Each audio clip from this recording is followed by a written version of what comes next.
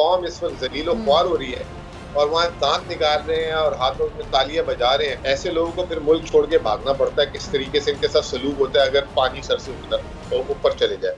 अच्छा मुज़म्मिल, ये मुल्की मईशत जिस तरह अब ये जवाल की तरफ गामजन है, जो आप पूरा बता रहे हैं अभी, और हुकूमत की फिर देखें जिद, दूसरी तरफ ये देखें हुकूमत बजिद है कि जी मुद्दत पूरी करनी है, इंतखाबात नहीं करवाएंगे वो, तो अब ऐसे में शहबाज सरकार और जो उनके इत्तेहादी हैं, इनका ये फैसला मुल्की मईशत को मज़ीद कैसे मुतासर करेगा?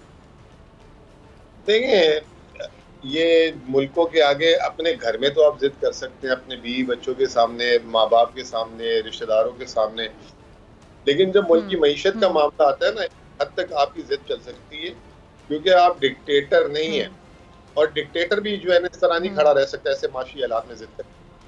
फिर उसके बाद जो है आपने देखा कि ऐसे लोगों को फिर मुल्क छोड़ के भागना पड़ता है। किस तरीके से इनके साथ सलूक होता है अगर पानी सर से ऊपर चले जाए।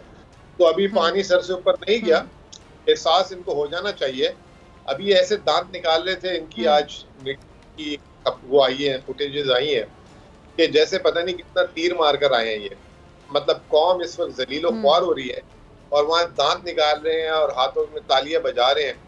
तो इससे आप अंदाजा लगाएं कि ये कौम को कितना जो है उनकी कदर करते हैं, उनके एहसासात की, और इनको कोई परवाह नहीं है। लेकिन कोई बात नहीं, अभी तो 17 तारीख को जो इनके साथ हुआ है, उसके बाद आगे अगर इसी तरीके से हटदर्मी हुई तो फिर अवाम ही इनको पूछेगी। हमारा तो काम नहीं है, हम तो सिर्फ जो है तंबी कर सकते हैं। और ये अभी तक जो नहीं हो रहा उसकी वजह भी इमरान खान है, क्योंकि वो एक लीडर है, एक उससे होप है सबको, उसने उसको वोट दिया अवाम ने, ताकि अवाम चाहती है कि वो आ जाए वापस और चीजों को संभाल ले।